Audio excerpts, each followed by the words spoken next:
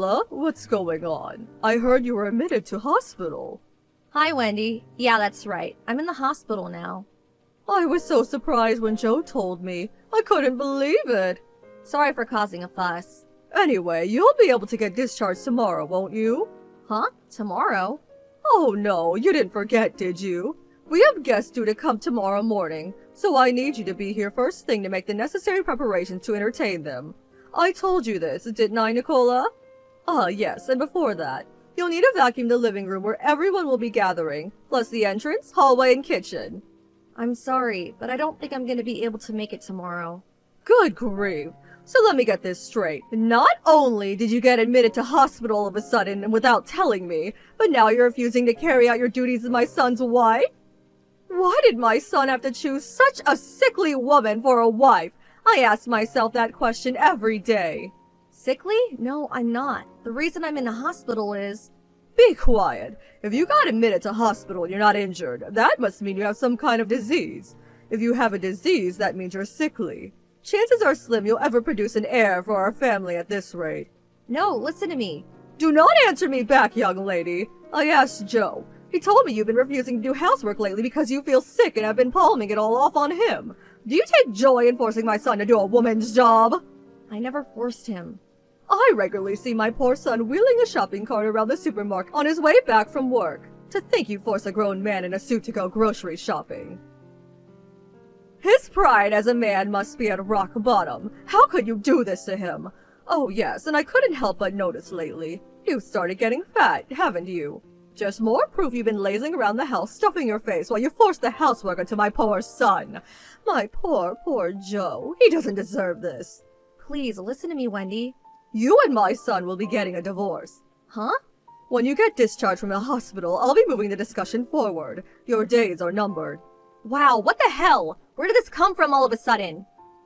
There's no way a sickly excuse of a woman like you could produce healthy children. There's nothing else for it. I'll have to have him get rid of you and find someone healthier. That boy will have to learn how to choose a good woman. Wow. I have nothing else to say to you. After the divorce, he won't be welcome anywhere near mine or Joe's house ever again. Make the necessary preparations for getting out of our lives forever. Hey, Nicola. Today was the day you got discharged from the hospital, right? I just came to your room, but you were gone already. I wonder if we missed each other as you were leaving. Joe, I'm sorry. I had my dad come and pick me up. Huh? Your dad? Why? I'm at my folks' place now. Huh? How come? That's the first I've heard of you going to your folks' place when you got discharged. I thought you'd be coming with me. What's going on? Did something happen? Yes. By any chance, was it something involving my mom again? Please, tell me what she did. I'm worried about you, babe. I got a message from your mom on the first day I came to the hospital. She said your family had no need for a wife as sickly as me, and that she was gonna have you divorce me. Huh? Sickly? Surely your hospital stay couldn't be helped. I did try to explain that to her, but it seems she interpreted the fact my belly grew due to the pregnancy as me lazing around the house doing nothing while forcing you to do the housework. She rattled on and on. It was one unreasonable request or malicious insult after the other. She was really bad this time. At first it was because I couldn't get a word in edgeways, but eventually I just gave up trying to explain. I see. Actually, I think this is fine. Even if you did explain to her, she would have probably just found something else to pick fault with. Rest up at your parents' place for the time being, babe. You deserve it. You've been through a lot. Anyone can see my mom is obviously a huge source of stress for you. I think both of our minds will be more at ease if you're with your mom and dad. Sorry I didn't tell you I was coming here beforehand. I did actually plan on coming back to the house until this morning. But when my dad suddenly suggested I go back to their place instead, I changed my mind.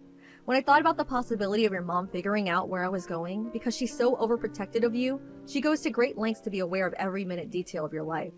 I thought it'd be best just to tell you afterwards instead. Ah, that makes sense. You did the right thing, babe. Actually, she's been staying over ever since you got admitted to hospital. My mom, that is. Really? Given how things are right now, I think you two crossing paths would be terrible and should be avoided at all costs. My mom did say she'd take care of all the housework for me until you've recovered from your illness and got out of hospital. But I've been worried this whole time she'd go causing trouble behind my back. And lo and behold, she did. That woman's impossible. She can't keep getting away with this. Your dad made the right judgment. I see. I'm glad you understand, Joe. Thanks. Let's not correct my mom's misunderstanding that you got fat for the time being. Rest up, take your mind off everything and leave the Wicked Witch to me. Thanks a lot, Joe. It means a lot.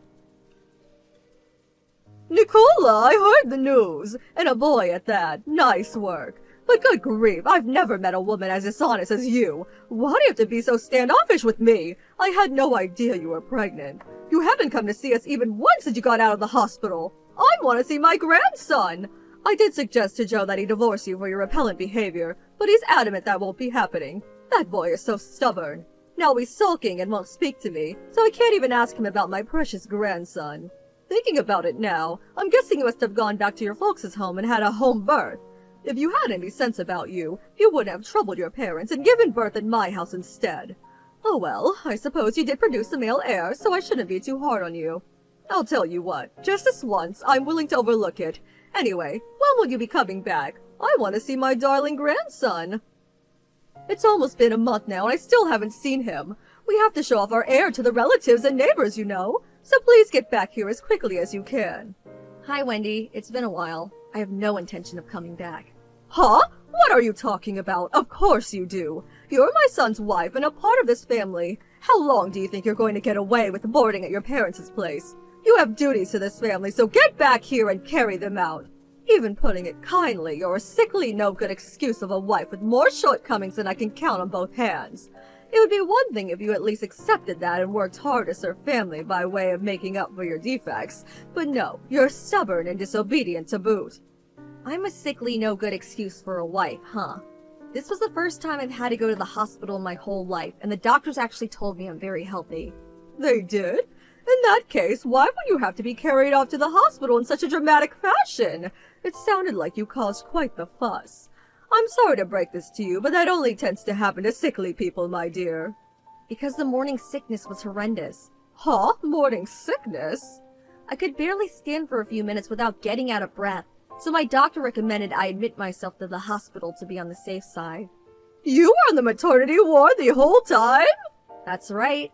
Why didn't you tell me? I'm your mother-in-law. I didn't feel like it anymore. What? I did intend to start keeping you in the loop once I entered my 12th week. But then when the morning sickness got bad and I admitted myself to the hospital way earlier than planned, I thought it'd be better to let you know then. I spoke to Joe about telling you too.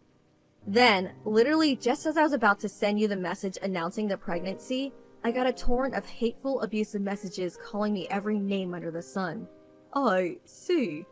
When I tried to explain the real reason I was in the hospital, you interrupted me every time, telling me to be quiet, or ordering me to stop answering back like I was some mischievous child. You went on and on and on, complaining at me endlessly. You made me feel so small at a time when I already felt bad enough due to my condition. It dawned on me that with things like this, if on the off chance I gave birth to a daughter, you'd probably lose your mind, and I actually felt scared for my own and my child's safety. Which is why I sought safe haven at my parents' place and decided to keep quiet about everything until after the birth. I see. Anyway, never mind all that. It's in the past now. The most important thing here is that you produced us a male heir. Everything turned out all right in the end. All's well that ends well, right? Let's just let bygones be bygones, okay? What? So when will you be coming back here? I want to see the little heir's face. You think I'm just gonna forget about everything that easily? Bye. Wait, what? Nicola? Mom, it's Joe. Oh, Joe, I just had some awful messages from Nicola. Awful, huh? I saw the whole conversation. I sat next to her. What? You're together now? Yes, we're together now. Or rather, I moved into her place. What? I'm only going to give you the quick rundown here. The quick rundown? This weird obsession you have with looking at our family like we're part of some kind of royal succession drama in medieval Europe? Eldest sons, brides, heirs. I couldn't care less. Huh? All I care about is protecting my family, Nicola and my son. And I have no interest in continuing to have anything to do with anyone who bullies my wife. That's why we're cutting all ties with you, Mom. Cutting all ties? It goes without saying, but you'll never see your grandson. Oh my god, that child was the heir of our dynasty, just like you were. Do you seriously think you could do this to me? Dad gave us the go-ahead. What's the problem? What? Anyway, Mom, I gotta ask. Heir? Dynasty? What the hell are you talking about? You're the only person I've ever heard using those old-fashioned words outside of movies. Besides, Dad works in an office cubicle looking at numbers on a screen for crying out loud. He's hardly the King of France. But, Nah, no buts. That's it. Never contact us again. wait, Joe! After that, my mother-in-law completely lost it and sent me lots of hateful messages and voicemails, blaming me for taking her family away from her. But Joe showed me how to block her, and I never heard from her again. The next day, just to be on the safe side, we both bought new phones and changed our numbers. She did embark on a desperate search for the whereabouts of her estranged son and grandson. But in spectacular irony, she didn't even know where my parents lived because she had such little interest in me. As a result, there's no danger of her tracking us down and showing up out of the blue. And we're living our new family life in peace and harmony. Oh, and by the way, we are still in contact with my father-in-law, who's always been super supportive towards us. He gives us status reports on his wife from time to time, but sadly, he says she still hasn't shown an ounce of remorse, instead blaming everyone except herself for the mess she made. It seems the prospect of her meeting her grandson is still nothing but a distant hope. Last we heard from him, he's seriously considering divorce. Can you blame him?